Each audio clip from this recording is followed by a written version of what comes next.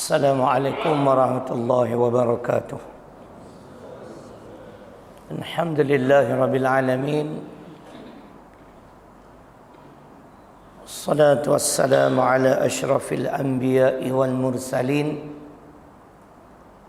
wa ala alihi wa sahbihi ajma'in.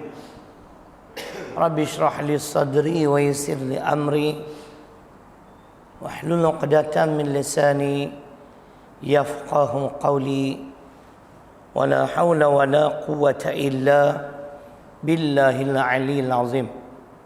A'udzu billahi minasy syaithanir rajim.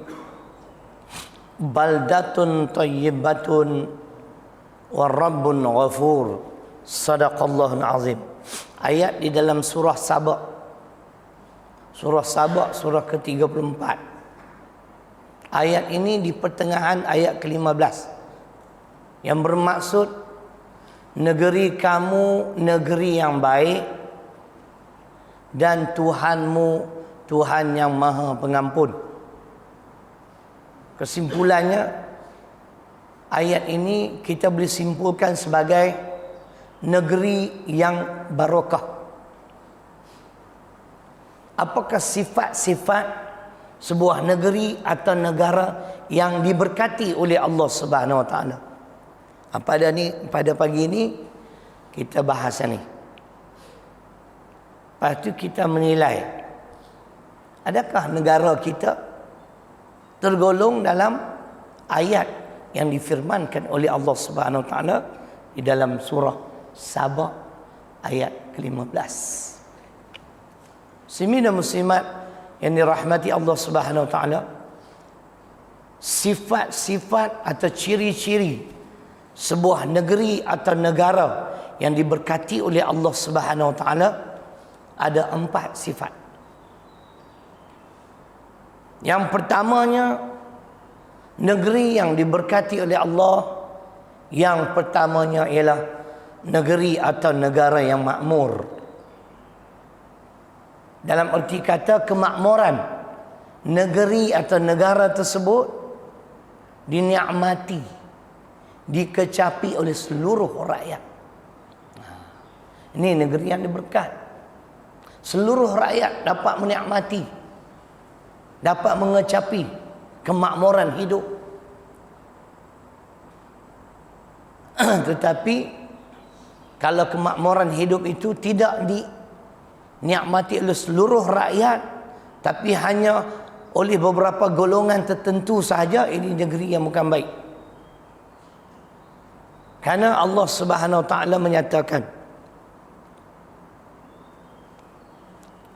di dalam surah Al-Isra surah ke-17 pada ayat yang ke-6, ayat 16, maaf. Surah ke-17 ayat ke-16. Tidur tak cukup ni, jam sikit. Tuan-tuan mu tidur tak cukup tak? Ingat saya seorang je. Idza aradna an nuhlika qaryah amarna mutsrafiha fafasaqu fiha fahaqqa 'alaiha alqaul fadammarnaha tadmira. Yang bermaksud, dan apabila kami kendaki, kata Allah, untuk menghancurkan sesebuah negeri atau negara, bagaimana caranya? Ayat ini bakal menjelaskan. Amarna mutsrafiha, kami perintahkan kepada golongan yang hidup bersenang lenang. Siapa mereka yang senantiasa hidup bersenang lenang? Lagi akan datang uraian. Tetapi mereka ini fasik, durhaka, tidak mentaati perintah-perintah Allah. Justru itu Allah menyatakan fahaqqa 'alaihal qaul, maka berhaklah, yakni Allah menunaikan janjinya untuk menghancurkan negeri atau negara tersebut. Fadammarnaha tadmira, maka ketika itu aku hancurkan negeri atau negara tersebut sehancur-hancurnya. Dalam ayat ini yang dimaksudkan golongan mutrafin, golongan yang hidup bersenang lenang ialah dua golongan. Pertama, pemimpin-pemimpin. Yang kedua, orang-orang terkemuka. Ini bukan soal politik, tuan-tuan. Ini soal agama. Sebab tu saya bawa ni. Saya ambil kat situ. Sebentar lagi tuan-tuan dengar huraian tafsir Profesor Mahmud Yunus. Bagaimana Allah mengajar umat manusia, khususnya mereka yang berkuasa, jangan mengambil kesempatan membina kekayaan.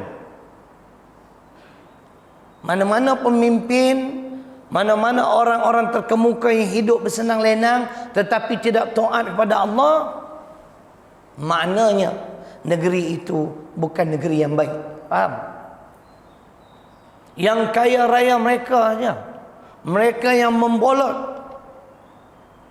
yang memonopoli semua kekayaan dalam negeri tersebut. Ini tak betul.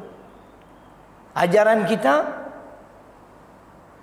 kemakmuran sesebuah negeri itu hendaklah diagih-agihkan kepada seluruh rakyat.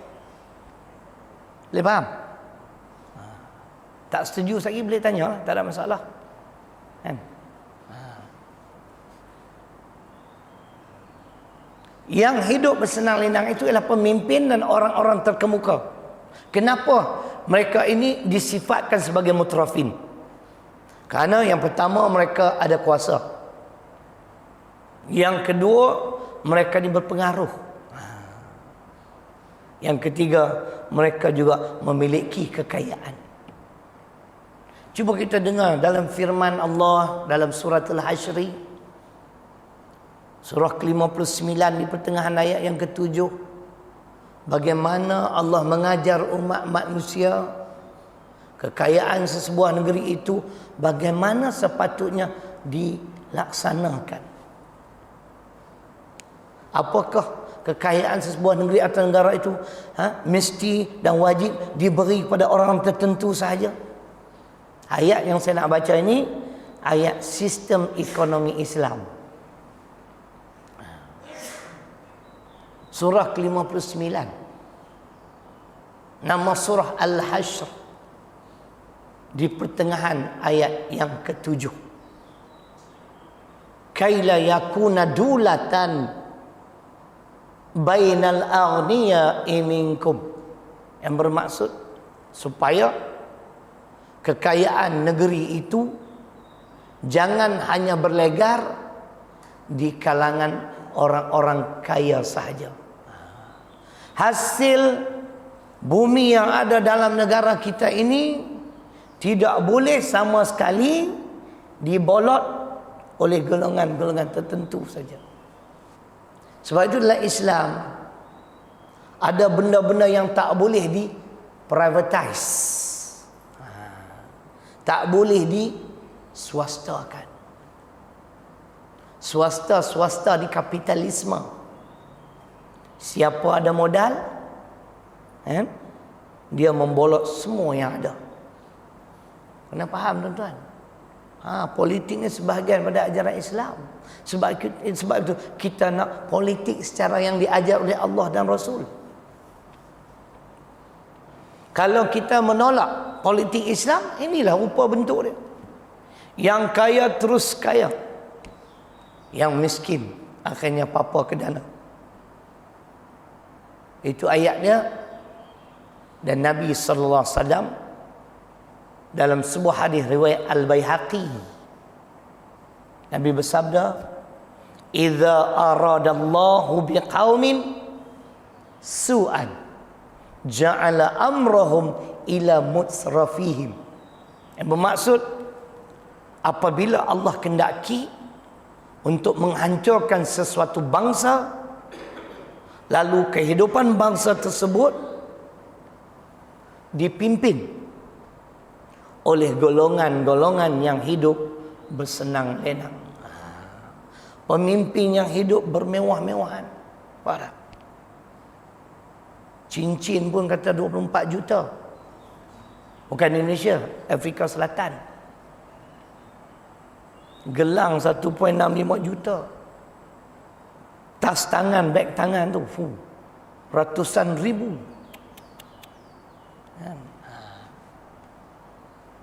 Sambut hari jadi 80,000. Hari pertunangan anak 400,000. Memang politik tuan-tuan, tapi inilah yang Allah dan Rasul sebut. Kalau mereka menggunakan wang mereka sendiri, go right ahead, teruskan, tak ada masalah. Tetapi tidak logik kalau seorang pemimpin mampu membelanjakan sedemikian rupa, betul atau tidak? Kalau baru 2 penggal jadi menteri besar, boleh bina rumah 24 juta, absurd tuan-tuan, tak masuk akal. Dia faham Ustaz? Tak masuk akal. Elang menteri besar sebulan 50,000, setahun 600,000, 8 tahun 4.8 juta, rumah 24 juta.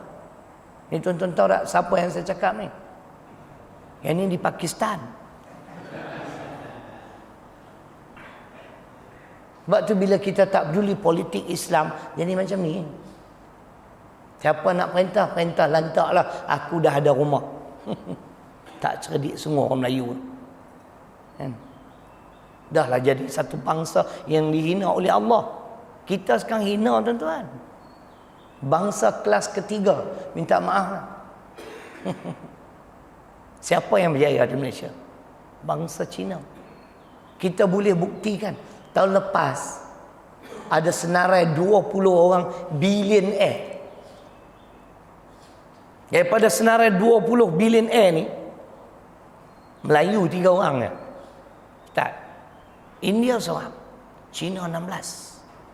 Apakah kita boleh mendabik dada? Kita berjaya memartabatkan bangsa Melayu? Boleh. Kita yang kuasai tanah Melayu. Kan? Kita yang mula-mula dulu.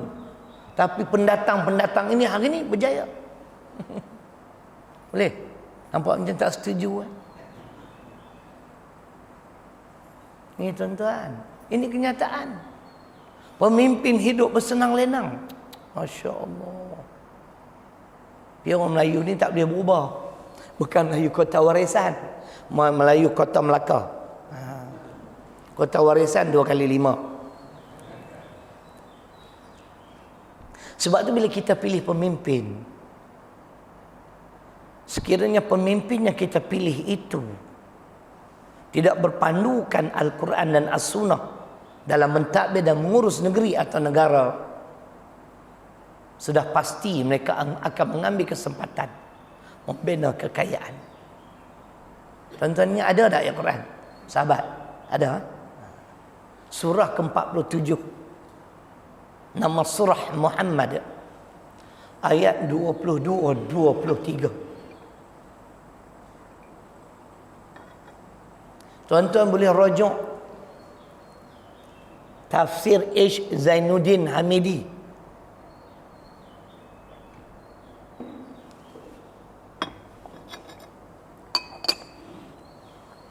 Tafsir Ish Zainuddin Hamidi.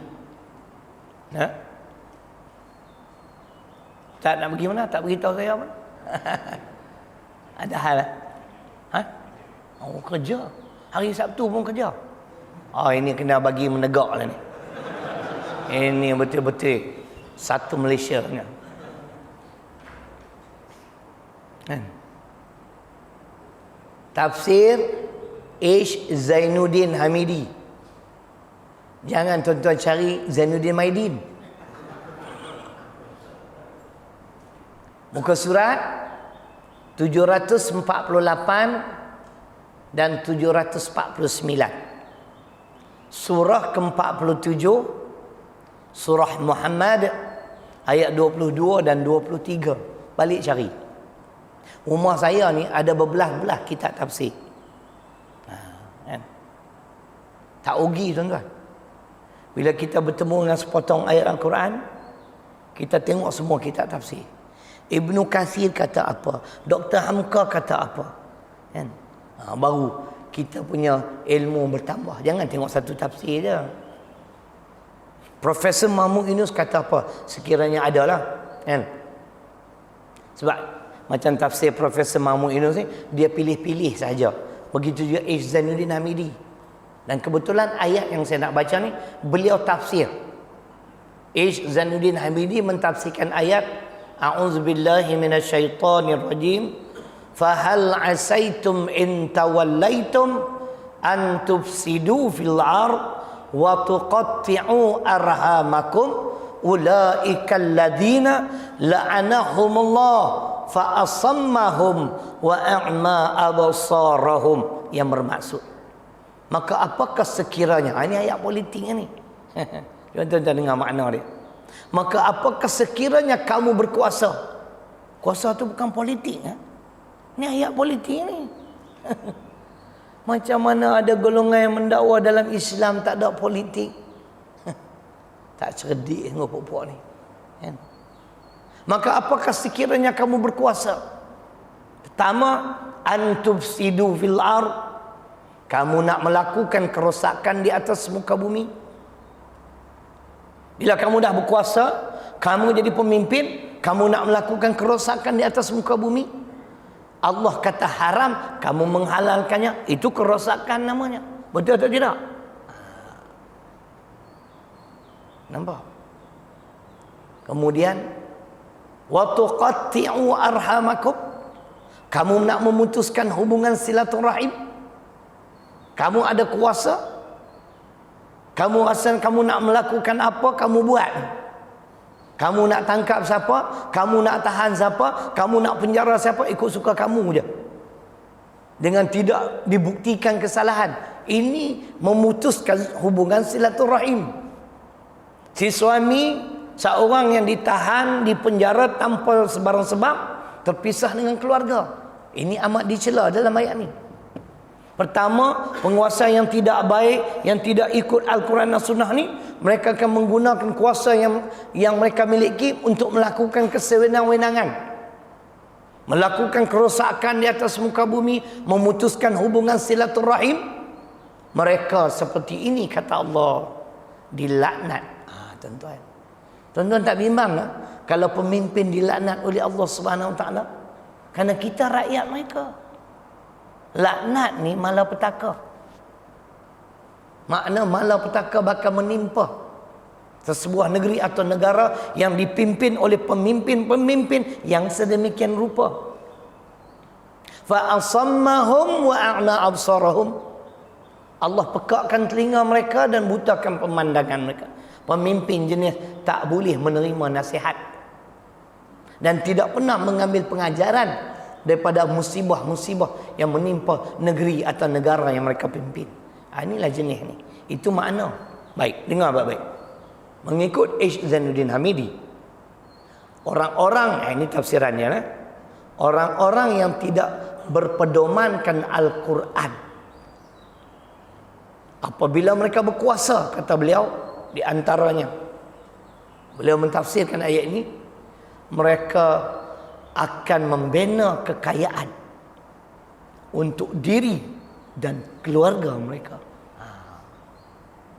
Walaupun bahasa dia sebut keuntungan duniawi untuk diri dan keluarga. Husni Mubarak kaya, Muammar Gaddafi kaya, Ben Ali kaya, tuan-tuan. Ben Ali yang melarikan diri daripada Tunisia kini mendapat perlindungan politik di Arab Saudi. Tu saya pening ni. Arab Saudi ni, dia mendabik dada. Di dunia ni, yang paling faham Quran dan hadis dia. Tapi yang pelik, kenapa dia tergama memberi perlindungan politik pada seorang pemimpin yang zalim? Lepas tu tuan-tuan jangan terpengaruh dengan dakyah-dakyah, ustaz-ustaz yang belajar dari Arab Saudi ni, yang bawa faham Wahbi. Allah, walaupun mereka kata mereka alim, saya pun ada banyak hujah-hujah, saya yakin mereka tak mampu nak jawab. Jangan terpengaruh, tuan-tuan. Saya rasa pelik, tuan-tuan. Mereka menyatakan mereka pandai hadis. Al-muslimu akhul muslim, la yazlimuhu wa la yuslimuhu. Hadis Bukhari di dalam kitab Riyadhus Salihin. Orang Islam itu bersaudara. Orang Islam tidak menzalimi sesama orang Islam dan tidak membiarkan orang Islam dizalimi. Tiba-tiba Arab Saudi boleh terima Ben Ali, seorang pemimpin yang zalim, yang telah mengauk semua keuntungan kekayaan, yang membolok semua kekayaan di bumi Tunisia. Tuan-tuan bayangkan, tengok, ketika dia melarikan diri mengikut laporan akhbar, dia sempat lagi melarikan 1.5 jongkong emas, 1.5 tan jongkong emas. Dia ni lebih teruk daripada Kasim Baba.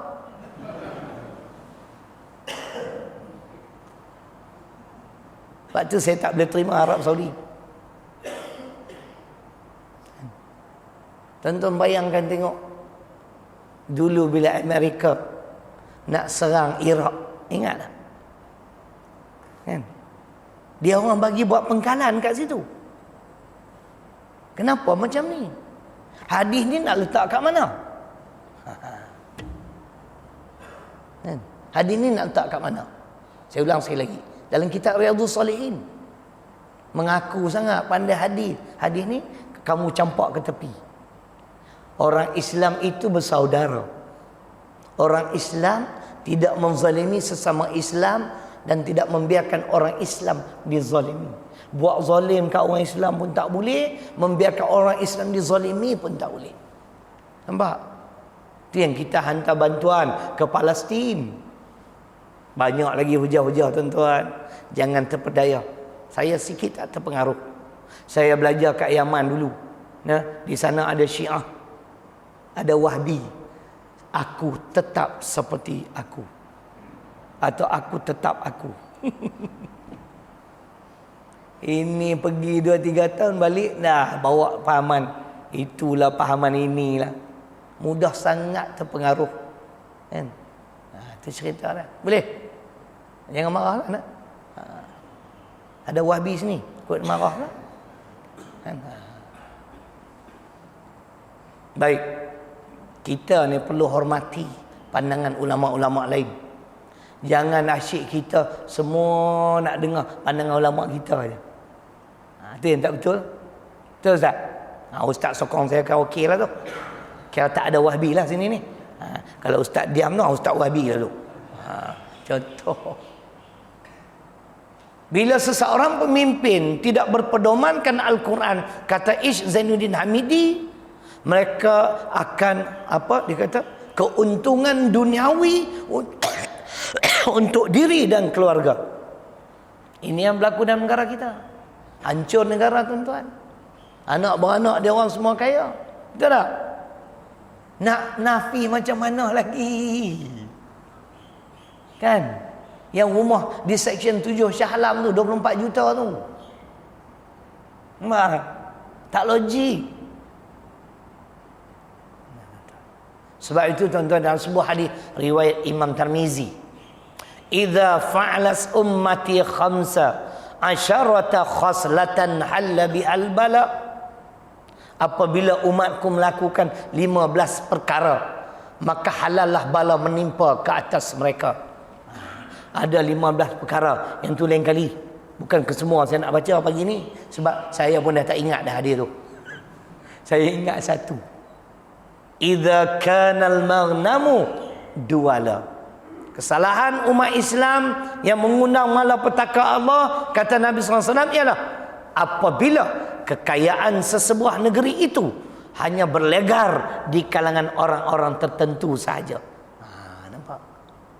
Dia sepatutnya diagih-agihkan pada seluruh rakyat.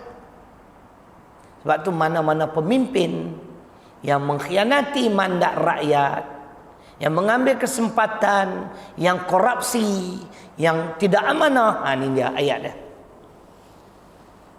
Surah ketiga Ali Imran ayat 161 dalam kitab tafsir Profesor Mahmud Yunus, muka surat 95 ni. Tuan-tuan dengar sebentar lagi apa tafsiran ayat yang saya nak baca. Jangan ingat tak ada, tuan-tuan. Cukup jelas. 95 muka surat. Wa ma kana linabiyyin ayyaghulla wa man yaghlul ya'ti bima ghalla yaumal qiyamah thumma tuwaffa kullu nafsin ma kasabat wa hum la yuzlamun. Maksudnya, bukanlah Nabi itu berkhianat tentang membahagikan harta rampasan. Ayat ini turun dikaitkan dengan peristiwa kehilangan sebuah topi merah selepas peperangan Badar. Topi merah ini topi FRU. Kan? Sebahagian menyatakan dikaitkan dengan kehilangan permaidani merah. Puak-puak munafik ni tuan-tuan di bumi Madinah mendakwa yang mencuri topi atau permaidani merah tersebut ialah Nabi sallallahu alaihi wasallam. Seorang pemimpin didakwa dia membolot, dia songlap, dia mengkhianati. Sebelum harta rampasan itu diagih-agihkan, dia ambil kat dia dulu. Maka turunlah ayat ni. Dengar baik-baik. Ni makna tafsiran sebentar lagi. Bukanlah Nabi itu berkhianat tentang membahagikan harta rampasan. Barang siapa berkhianat, datanglah ia pada hari kiamat bersama barang yang dikhianatinya. Kemudian disempurnakan balasan tiap-tiap manusia menurut apa yang telah diusahakannya, sedang mereka itu tiada terinaya. Siapa yang mengkhianati sesuatu amanah, kan, rasuah ke apa sahaja yang melibatkan harta rakyat, dia tidak akan terlepas hukuman di akhirat. Nampak tak tuan-tuan? Mungkin dia terlepas hukuman di dunia, kena hakim pun tak boleh pakai. Bukanlah hakim negara kita, hakim di Pakistan. Hakim di kita, negara kita sama je. Ada hakim sini, jangan marah. Bukan semua. Sebab saya pun berkawan dengan seorang hakim. Hakim ni selalu cerita susah buat kerja. Dia pun nak berhenti, agak-agak tak boleh. Susah. Keputusan bukan keputusan hakim, keputusan pemimpin, tuan-tuan. Kalau pemimpin mau macam tu, dia kena ikut. Tuan percaya tak? Sekarang kita tak percaya, kita tunggulah di hari akhirat.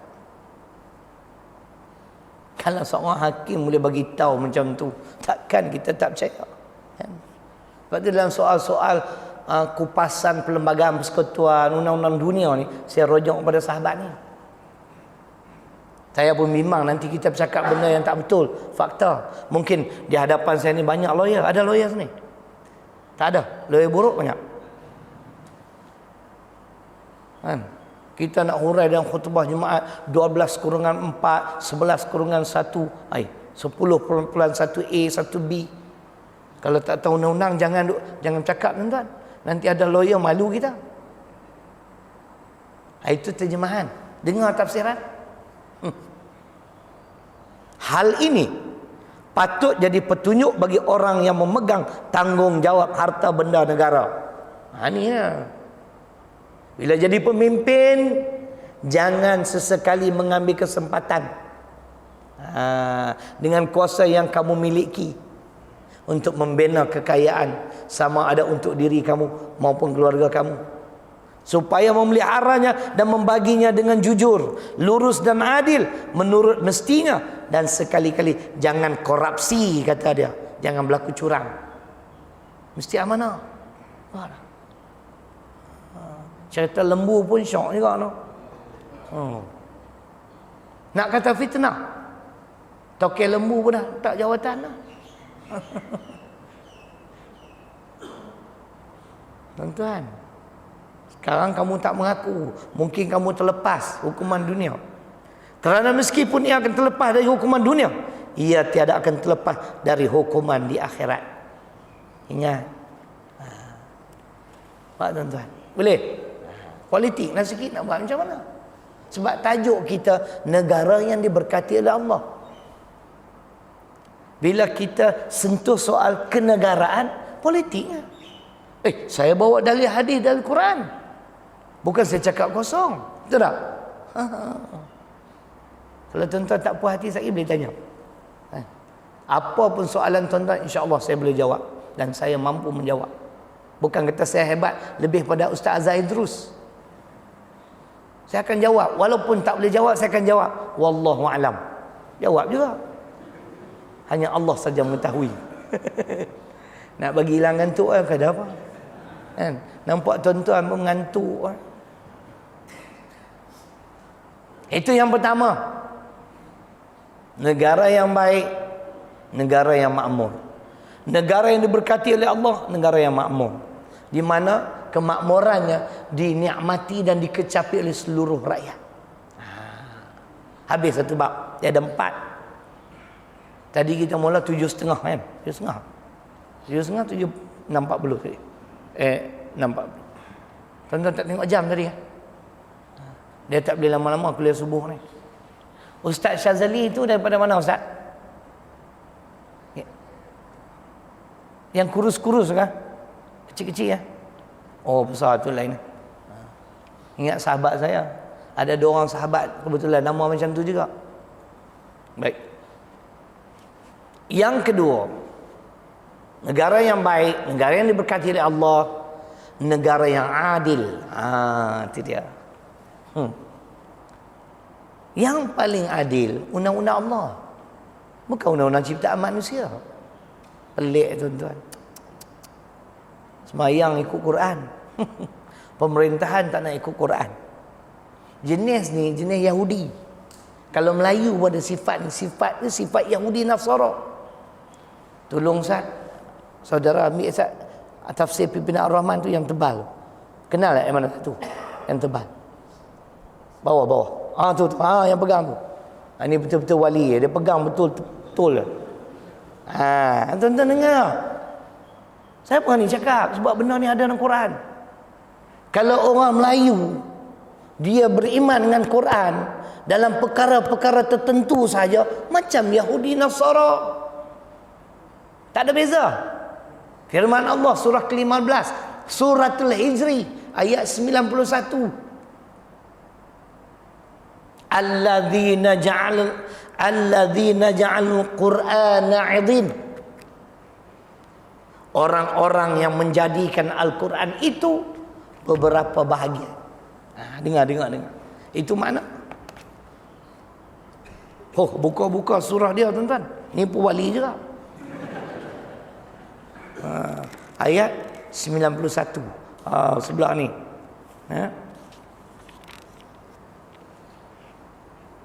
Alladzina ja'alul Qur'ana 'idhin. Mereka yang menjadikan Al-Quran terbahagi kepada beberapa bahagian. Yakni lalu mereka percaya kepada sebahagian dan menolak sebahagian yang lain. Ini makna tafsiran. Dengar tak? Yakni orang-orang kafir Yahudi dan Nasrani membahagi-bahagikan kandungan Al-Quran. Mereka percaya kepada sebahagiannya dan menolak sebahagian lagi. Kalau Melayu ada sifat ni sama tak macam Yahudi dan Nasara? Tuan-tuan tak puas hati kan? Kita tengok sini pula. Afatu'minuna bi ba'dil kitab wa takfuruna bi ba'd. Kau surat tak ingat nak surat berapa? 26 ke apa bukan dia? Ayat 85. Apakah kamu beriman dengan sebahagian kitab? Kamu kufur dengan sebahagiannya lagi? Dengar. Ayat ini sebenarnya terhadap Bani Israel. Tetapi untuk pengajaran kepada kita kaum muslimin. Bani Israel yang tadi Yahudi Nasara beriman separuh, kufur separuh. Pengajaran kepada kita, dengar. Dengan keterangan ini patutlah kaum muslimin insaf. Ini tafsiran. Supaya mereka beriman dan menurut apa-apa yang diperintahkan Allah dalam Quran semuanya, bukanlah dengan menurut 1-2 ayat saja. Ini ada tafsir.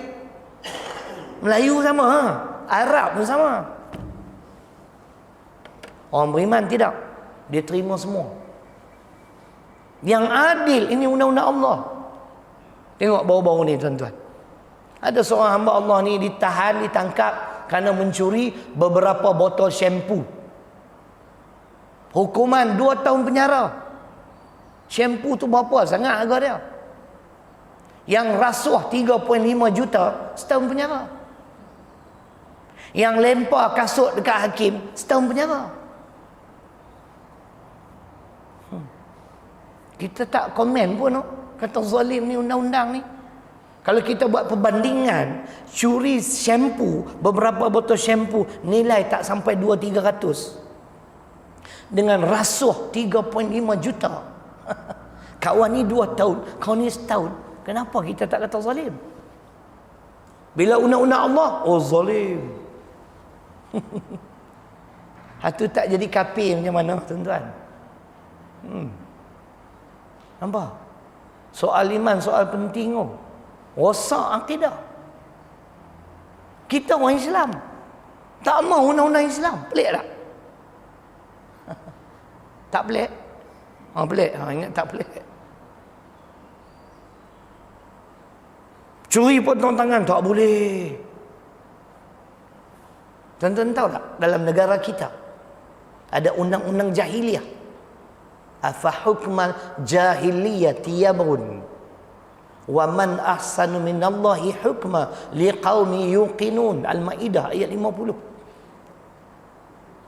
Undang-undang jahiliyah ni selain pada undang-undang Allah dan Rasul, undang-undang jahiliyah di Malaysia ada satu peruntukan undang-undang yang membenarkan anak cucu kita menukar agama ketika berumur 18 tahun. Kenapa kita tak bimbang dengan undang-undang ni? Betul atau tidak? Sebab tu semalam saya sebut dalam khutbah Jumaat.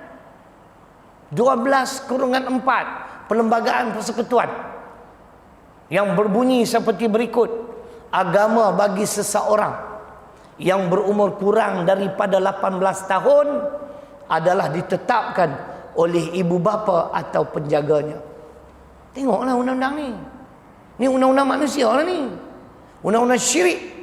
Batal Islam dan iman sekiranya kita beriktikad, berkeyakinan boleh berhukum dengan undang-undang seperti ini.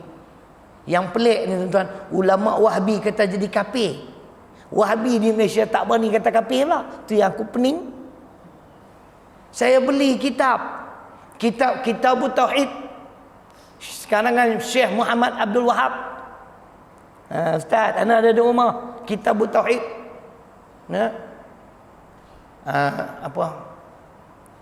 Yang disyarahkan oleh Abdul Aziz Bas, Syekh Uthaymin, Syekh Fauzan apa tu. Semua tu ulama Wahabi Arab Saudi. Saya tengok satu bab jilid kedua. Kau surat 242 ke apa, kau tak silap. Jilid kedua. Macam mana seseorang boleh jadi kafir? Ulama Wahabi kata apabila kita meyakini boleh berhukum dengan undang-undang ciptaan manusia. Mati kita. Umur 18 tahun, okey, teruskan. Nak tukar agama, tukarlah. Tak ada masalah, tak ada halangan. Kita tak bimbang pula, no? Kalau kita tak mencuri, kita tidak berzina, kenapa kita perlu bimbang dengan undang Allah? Tidak. Ni yang rosak akidah tanpa disedari. Lepas tu saya kata kalau puak-puak Wahabi nak serang saya nak tunjuk kitab dia orang. Kamu tak kata kafir pun, kamu diam lah. Meyakini undang-undang Islam sama baik dengan undang-undang jahiliah, kafir. Meyakini undang-undang jahiliah lebih baik daripada undang-undang Islam, kafir. Meyakini boleh berhukum dengan undang-undang jahiliah pun kafir. Tiga macam. Yang adil undang-undang Allah. Kenapa? Undang-undang Islam berdasarkan ilmu pengetahuan Allah. Dia pencipta alam. Dia tahu. Curi shampoo 2 tahun sahabat. Rasuah 35 juta setahun. Adil.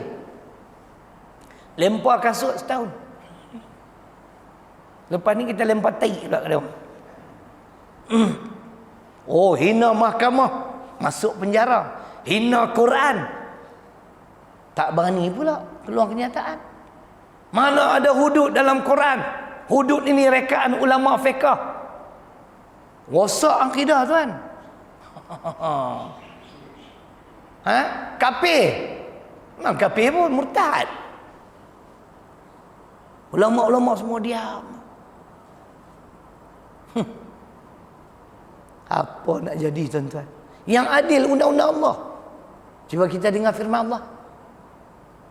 Ayat 58 surah An-Nisa. Ini perintah Tuhan. Wa idza hakamtum bainan nas an tahkumu bil adli. Dan apabila kamu menghukum di antara manusia, hukumlah dengan seadil-adilnya. Yang adil sahabat, undang-undang Allah saja.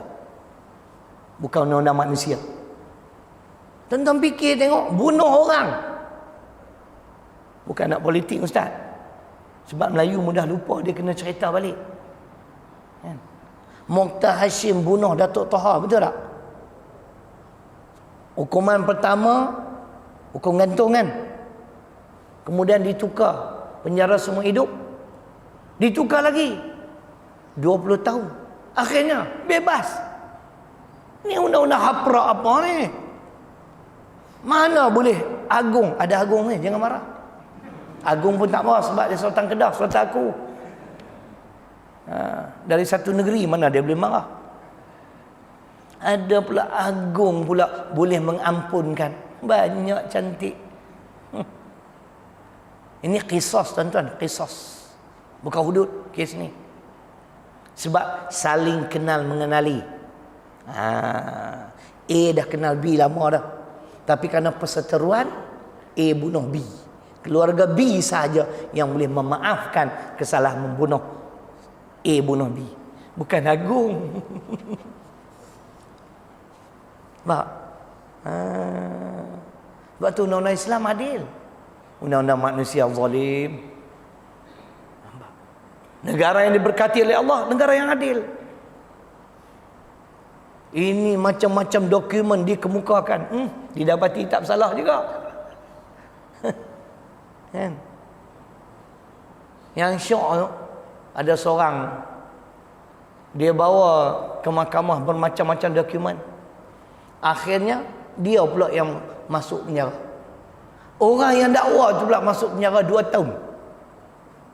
Setelah dia dibebaskan, dia sokong pula pokok torut ni. Bangang sungguh. Aduh, letih tuan-tuan pokok ni. Faham kau no? Tahu kau siapa dia? Kan? Susah payah tu bawa ke mahkamah segala dokumen yang ada. Dia pula yang disumbat dalam penjara 2 tahun. Keluar-keluar dia sokong pula pokok yang memenjarakan dia. Apa punya bangang punya manusia. Sebab tu tuan-tuan, sebab mahkamah dah tak telus lagi. Kan? Negara yang diberkati Allah, negara yang adil. Tuan-tuan cuba tengok dalam hadis muttafaqun alaih. Nabi kata kalau anakku Fatimah mencuri, pasti ku potong tangan dia. Pernah jumpa hadis tu? Itulah adil. Walaupun anak sendiri. Kan? Itu yang kedua. Secara ringkas. Tak ringkas lah, dekat sejam lah. Yang ketiga, negara yang aman. Tuan-tuan, cuba tanya diri kita. Amankah negara kita? Sebentar lagi tuan-tuan beli newspaper. Mesti ada orang kena bunuh. Confirm. Betul tak? Setiap hari. Jenayah bunuh, ragut, rompak, samun, colek. Betul tak? Inilah negara yang dilaknat oleh Allah. Minta maaf kataan saya guna. Laknat mana malapetaka. Nanti tuan-tuan tak percaya pula. Surah Al-Baqarah ayat 88. Makna laknat. Dulu saya datang tak ada kan kitab ni. Sekali ni dah ada dah. Dengar. Apa makna laknat?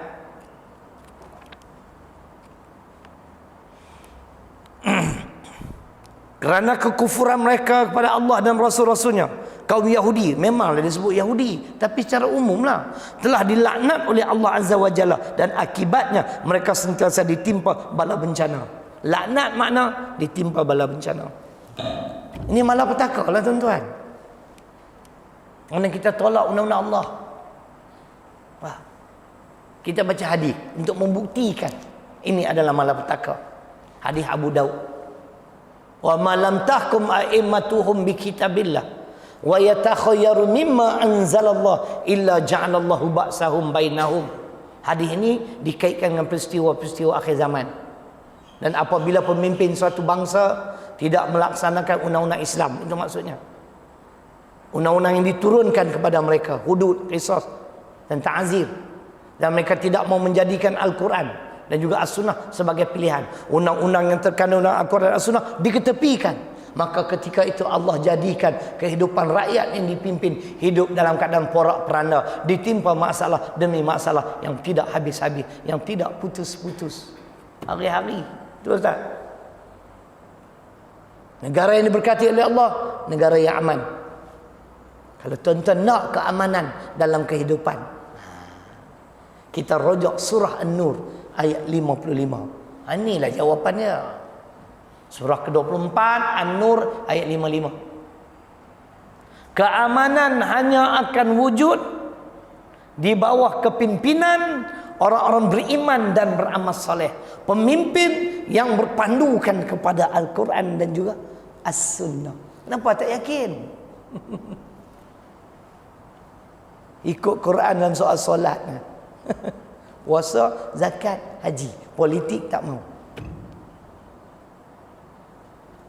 Adalah, telihlah An-Nur 55. Wa'adallahu alladhina amanu minkum wa 'amilus solihat la yastakhlifannahum fil ard kama istakhlafal ladzina min qablihim wa la yumakkinanna lahum dinahum alladzi irtadha lahum wa la yubaddilannahum min ba'di khaufihim amna ya'budunani la yusyrikuna bi syai'a wa man kafara ba'da dzalik fa ulaika humul fasiqun. Betul sahabat? Betul lah? Okey eh? Ada orang semua okey lah.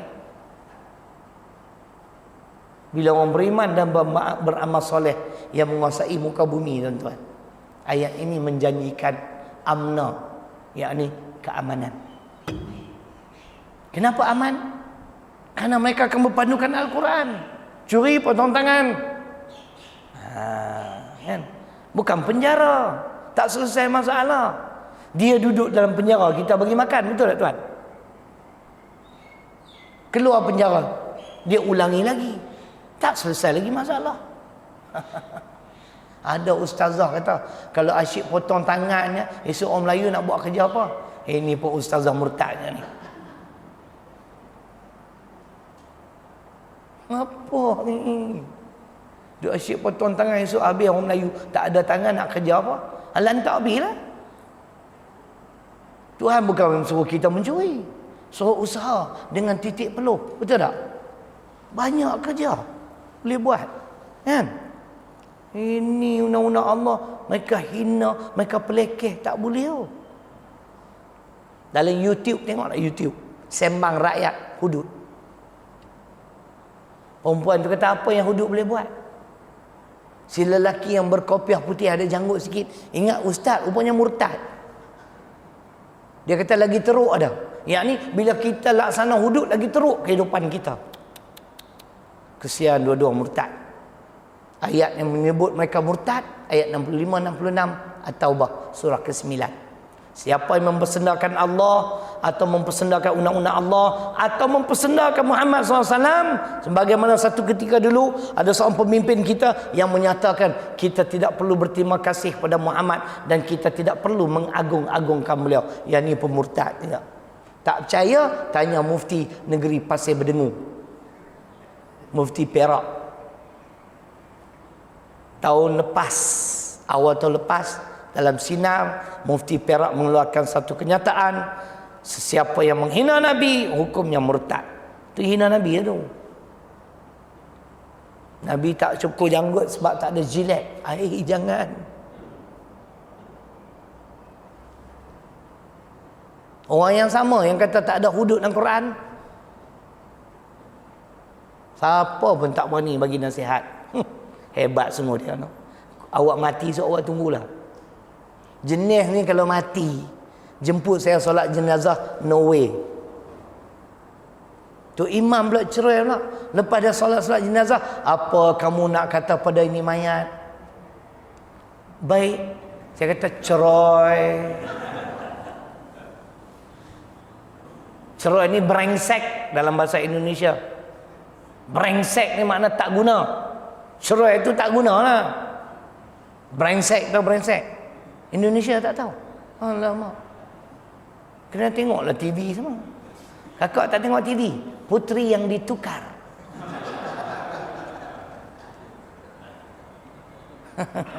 Saya cukup minat cerita tu. 676 episod. Bila nak habis aku pun tak tahu. Baru 100 episod. Saya tengok sebab saya suka bahasa dia orang. Brengsek. Ya ampun. Begok banget. Tahu begok banget. Bodoh sungguh. Saya seronok bahasa sebab saya tahun 2010 dulu saya pergi Indonesia ceramah di Medan. Sekali ni kalau saya pergi saya nak cakap Indon lah. Hari itu tak berapa banyak perkataan Indon. Kan? Bukan muslimin muslimat tuan-tuan di sana. Ibu-ibu, bapa-bapa yang dirahmati Allah sekalian. Kan sedap bunyi jadi Indonesia Ustaz. Maaf ya Pak, saya ingin bertanya kepada bapa-bapa, di antara bapa-bapa, siapa kepala bapa? Tu dia. Siapa kepala bapa? Kepala bapa tu ketua. Orang Indo kata balik, kapan Pak Ustaz? Kapan siapa mati? Kena belajar lah bahasa dia. Kapan tu bila? Kan? Kapan Pak Ustaz datang lagi ke Medan? Sedap tuan-tuan. Mak saya, ibu saya orang Indon. Bapa saya orang Malaysia. Tu yang saya boleh pergi sana tu, keluarga masih ramai. Kan? Saya lahir di Indon tuan-tuan.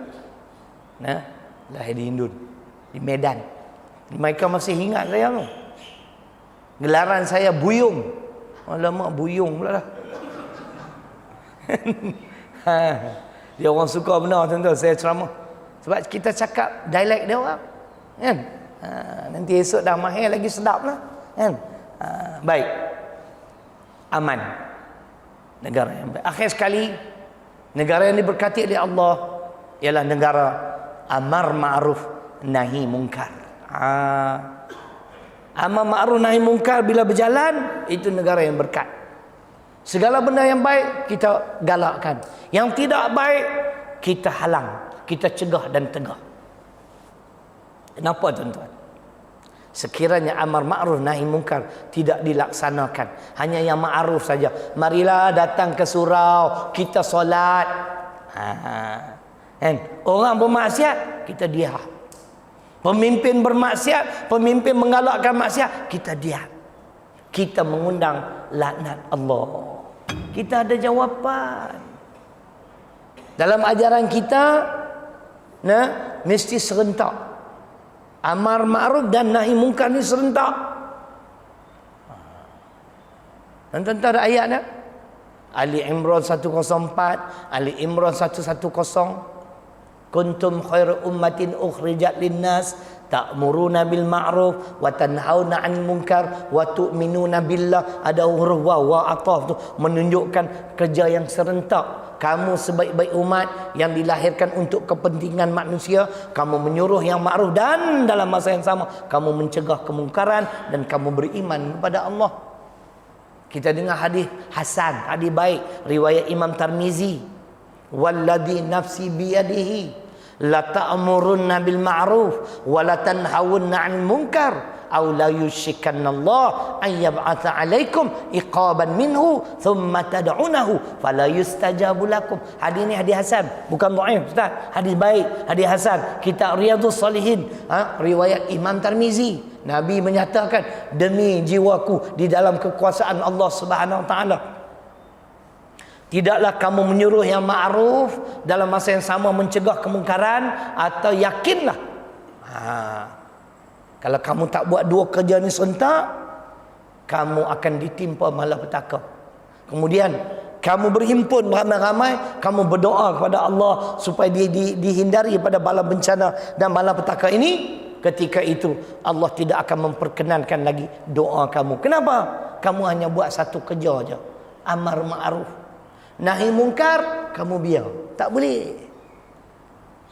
Untuk menguatkan hujah hadis ini, kita akhiri dengan surah Al-Maidah ayat 78-79. Membiarkan kemungkaran mengundang laknat Allah. Sekali lagi laknat. Lu'inal ladzina kafaru min bani Israel ala lisani Dawud wa Isa bin Maryam. Dzalika bima asaw wa kanu ya'tadun. Kanu la yatanahawna 'an munkarin fa'alu labi'sa ma kanu yaf'alun. Telah dilaknat siapa? Bani Israel atas lisan Isa anak Maryam, Daud dan Isa anak Maryam. Kenapa Bani Israel dilaknat? Salah satu tadi yang kita baca, beriman separuh, kufur separuh, dilaknat. Kesalahan ini pertama, apa Allah kata?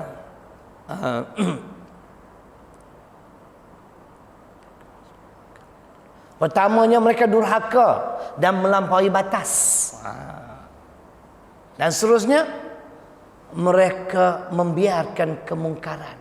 Mereka tidak mencegah, tidak menghalang kemungkaran yang berlaku di dalam kalangan mereka. Amat buruk apa yang mereka lakukan. Dilaknat kerana membiarkan kemungkaran berleluasa. Sebab itu negara yang baik, amar ma'ruf dan nahi munkar. Jadi ada 4 tuan-tuan, ingat, kemakmuran yang dinikmati oleh seluruh rakyat, bukan golongan-golongan kapitalis saja. Yang kedua, negara yang adil, tidak ada yang adil melainkan undang-undang Allah dan Rasul sahaja. Undang-undang yang berdasarkan ilmu pencipta alam. Negara yang aman, kita pergi mana pun tak bimbang. Sekarang jaga yang mana ada anak-anak kecil, pergi Tesco ke mana ke, jangan biar berkeliaran, kena pegang tangan. Dia colek tuan-tuan. Dah colek, bunuh, bakar pula. Allah, apa nak jadi ni? Hari ni beli paper, mesti ada orang kena bunuh punya lah. Yang keempat, amar ma'ruf nahi munkar. Jadi cukup untuk pagi ni. Ada orang nak tanya apa soalan ke? Kalau tak nak tanya saya, tanya Ustaz Zaidrus. Dia pandai lah. Dia memang suka pun jawab soalan. Saya pun boleh jawab soalan. Yang mana boleh, kita jawab. Tak boleh, wallahu a'lam. Bukan dia susah saya, jawab juga. Baik, tuan-tuan ni ada pamphlet ni. Saya nak minta jasa baik tuan-tuan dan perempuan yang bekerja, tolong kempen sikit. Kita buka skim wakaf 800,000, bangunan 3 tingkat, ada 2 tingkat ni. Berapa sen pun boleh bagi. Nak bagi pagi ni pun boleh. Yang keduanya, untuk mendapat pelepasan cukai pendapatan. Kalau tuan-tuan selalu bayar cukai pada kerajaan satu Malaysia, apa kata tahun ni, bayar zakat melalui kami, tidak perlu lagi membayar cukai pendapatan. Kami akan keluarkan resit dalam tempoh sebulan proses tu. Majlis Agama Islam Perlis akan keluarkan resit. Tuan-tuan dengan resit tersebut, insya-Allah dapat pelepasan cukai. Di belakang ni maklumat, info kemasukan belajar. Kini dah tahun keempat dah sekolah kami berjalan. Jadi tuan-tuan tengoklah. Siapa-siapa yang boleh menyumbang dan sebagainya, nak bagi kemudian ke, nak bagi zakat saja ke, bukan untuk pelepasan cukai pun boleh. Bank account semua ada. Kita buka 3 account, Maybank, CIMB dan juga Bank Islam. Jadi tuan-tuan dapatkan ni, tengoklah apa yang tuan-tuan boleh bantu kami. Kami tahun ni dah ada 90 orang pelajar, 30 orang staff tuan-tuan. Memang tak cukup pun. Yuran 8,000, kutipan yuran, kos operasi 25,000 sebulan. Sekolah yang saya urus ni, sekolah yang pertama di dunia. Macam mana pertama di dunia? Pelajar sikit, pekerja ramai. Pertama di dunia. Sekolah anak saya kerja tuan-tuan, pelajar 380 orang. Staf ada 30 ataupun 40. Kita 90, staf ada 30. Kenapa macam tu? Saya nak pecah rekod dunia, Guinness Book of World Record. Sebab tu kos tinggi. Tapi saya tak bimbang. Kita ada Allah. Allah yang tolong kita selama ni pun. Kita perlu berusaha. Inilah sedikit untuk pagi ni. Terima kasih. Ribuan kemaafan. Aqulu qawli hadha wa astaghfirullahaladzim li wa lakum. Assalamualaikum warahmatullahi wabarakatuh.